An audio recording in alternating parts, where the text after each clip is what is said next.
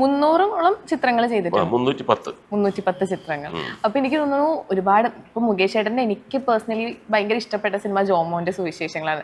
ശരിക്കും പറഞ്ഞാൽ മുകേഷ് ഏട്ടന്റെ അച്ഛൻ വേഷങ്ങൾക്ക് പ്രത്യേക ഒരു ഫാൻ ബേസ് ആണ്. എന്ന് വെച്ചാൽ ഇപ്പം ജോമോന്റെ സുവിശേഷം ആയിക്കോട്ടെ, മമ്മി ആൻമി ആയിക്കോട്ടെ, ശരിക്കും പറഞ്ഞാൽ നമുക്ക് അങ്ങനത്തെ ഒരു അച്ഛൻ, ലൈക്ക് ഭയങ്കര സപ്പോർട്ടിംഗ് ആയിട്ടൊരു അച്ഛൻ നമുക്ക് എല്ലാവരും ആഗ്രഹിക്കും. അപ്പം മുകേഷ് ഏട്ടൻ ചെയ്തു വെച്ചിട്ടുള്ള ക്യാരക്ടേഴ്സിൽ ഏറ്റവും ഇഷ്ടപ്പെട്ട ക്യാരക്ടർ ഏതാ?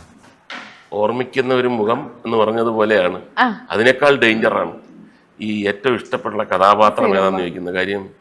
ഒരുപാട് ഡയറക്ടർമാരും സ്ക്രിപ്റ്റ് റൈറ്റേഴ്സും പ്രൊഡ്യൂസർമാരും ഇപ്പോഴും വിചാരിച്ചിരിക്കുന്നത് നമ്മുടെ പടത്തിന്റെ പേരെ പറയാൻ പറ്റൂ, അതില്ലേ അയാൾ അങ്ങനെ ചെയ്തെന്ന്.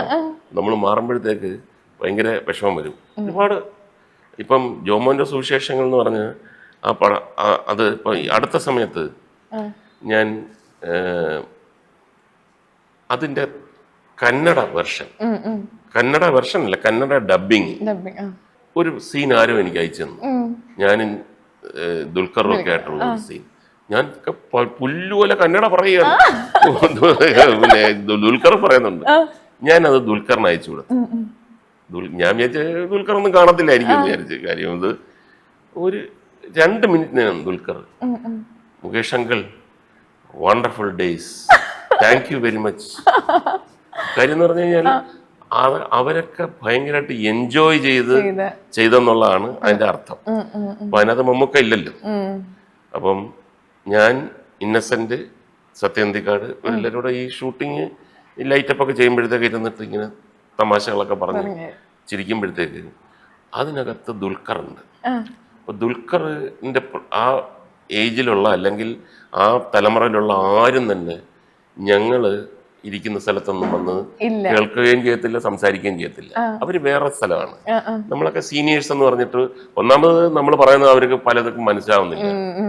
അപ്പൊ അങ്ങനത്തെ അപ്പം ദുൽഖർ ഫുൾ ടൈം ഞങ്ങൾ ഇരുന്ന് സംസാരിക്കാന്ന് ഉടനെ കസേര ഇട്ടുണ്ട്. ഒരു 3 ദിവസം കഴിഞ്ഞപ്പോഴത്തേക്ക് മമ്മൂക്ക എന്നെ വിളിച്ചു. എടാ, എനിക്ക് ഭയങ്കര സന്തോഷം തോന്നുന്ന ഒരു കാര്യം നിന്നായിട്ടും ഒന്ന് പിന്നെ ഷെയർ ചെയ്യാൻ വേണ്ടി. ഞാൻ എന്ത് പറ്റി? നിങ്ങളിരുന്ന് സംസാരിക്കുന്നിടത്ത് ദുൽഖർ വന്നിരുന്ന് സംസാരിക്കുന്നുണ്ടില്ലേ? ഞാൻ പറഞ്ഞു ആ ഫുള്ളുണ്ട്. എടാ, അത് ഭയങ്കര ഗുഡ് സൈനാടാ. അതിനകത്ത് അതിനകത്ത് ചേരുന്നു എന്ന് പറഞ്ഞു കഴിഞ്ഞാൽ അതൊരു ഭയങ്കര നമുക്ക് ആ പ്രായത്തിലുള്ള പിള്ളേരെ കിട്ടാത്ത സാധനമാണ്. ദാറ്റ് മീൻസ് അവൻ അതിനകത്ത് കയറി കഴിഞ്ഞു. എനിക്ക് ഭയങ്കര സന്തോഷമായെന്ന് പറഞ്ഞു. അപ്പൊ അത് തന്നെയാണ് ഞാൻ എപ്പോഴും എൻ്റെ മക്കളടുത്തും പറയുന്ന ഒരു കാര്യമുണ്ട്. എൻ്റെ മക്കളടുത്ത് മാത്രമല്ല, എൻ്റെ ആ മക്കളുടെ പ്രായത്തിലുള്ളവരുടെ അടുത്തൊക്കെ പറയുന്നതെന്ന് പറഞ്ഞാൽ ഞാനൊക്കെ സിനിമയിൽ വന്നത് തന്നെ ഹീറോ ആവാനല്ല.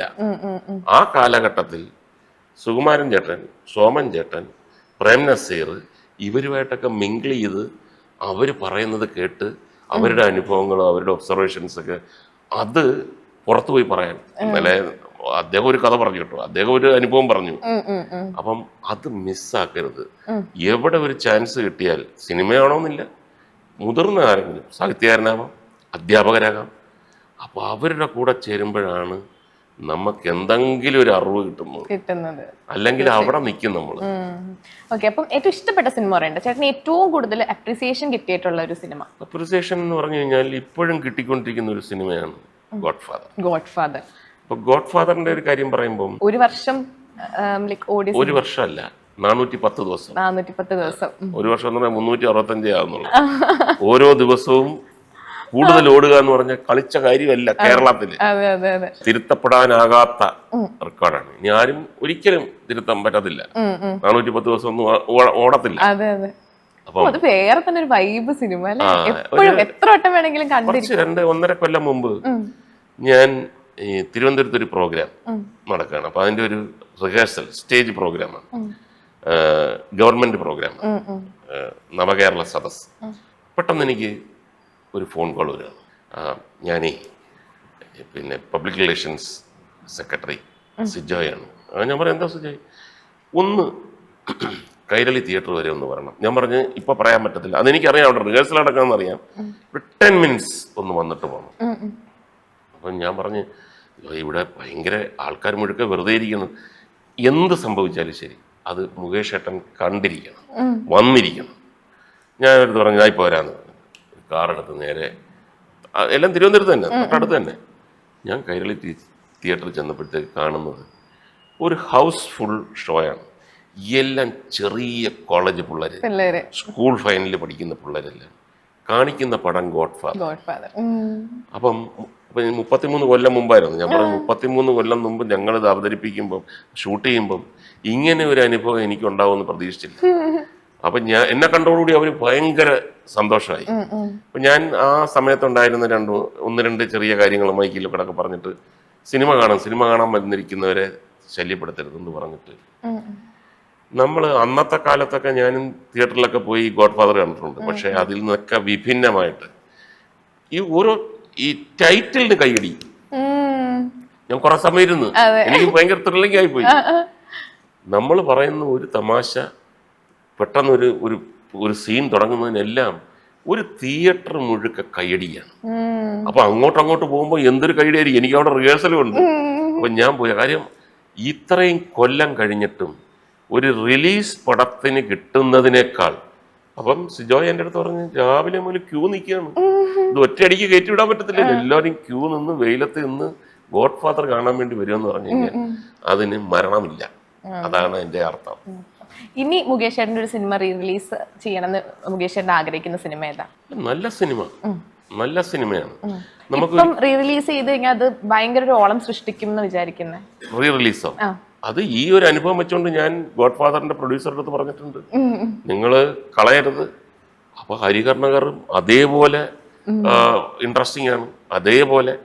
പിന്നെ ഉദയനാണ് താരം ഇപ്പൊ റിലീസ് ആകാൻ വേണ്ടി എല്ലാം റെഡിയായിരിക്കും. കഥ പറയുമ്പോൾ റിലീസ് ചെയ്യണമെന്ന് പറഞ്ഞിട്ട് ആഗ്രഹമുണ്ട്. അങ്ങനെ കുറെ സിനിമകൾ. അപ്പൊ അതിൻ്റെയൊക്കെ ഇതിനകത്തൊക്കെ ഒരു ലാഭത്തിന്റെ ഒരു ചിന്ത വരണം. ഇപ്പം ചോട്ടാ മുംബൈ ഇറങ്ങി സക്സസ് ആയി. അപ്പൊ പലരും പഴയ സിനിമകൾ ഇറക്കാനും, ഇപ്പൊ ഗോയിങ് എന്ന് പറയുന്ന സിനിമ കാര്യം എന്ന് പറഞ്ഞാൽ അത് ഒരു ഹിലേറിയസ് നോൺ സ്റ്റോപ്പ് കോമഡിയാണ്. അപ്പൊ അത് വീണ്ടും ഇറക്കണം. അങ്ങനെയൊക്കെയുള്ള ഒരുപാട് സിനിമകൾ നമുക്ക് ഇറങ്ങണമെന്ന് ആഗ്രഹം. ഇപ്പം റിയാലിറ്റി ഷോസ് ആയിക്കോട്ടെ, ടിവിയിലേക്ക് എന്താണ് ഇനി മുകേഷ് ചേട്ടൻ നമുക്ക് കാണാൻ പറ്റുന്ന പറഞ്ഞാൽ നല്ല പ്രോഗ്രാം ആയിരിക്കണം. ഇപ്പൊ എന്നെ സംബന്ധിച്ചിടത്തോളം എനിക്ക് വളരെ സക്സസ്ഫുൾ ആയിട്ടുള്ള ഒരു TV കരിയറാണ്. ഞാൻ ആദ്യം ആങ്കറായിട്ട് വന്നത് ഓഡീഷനാണ്.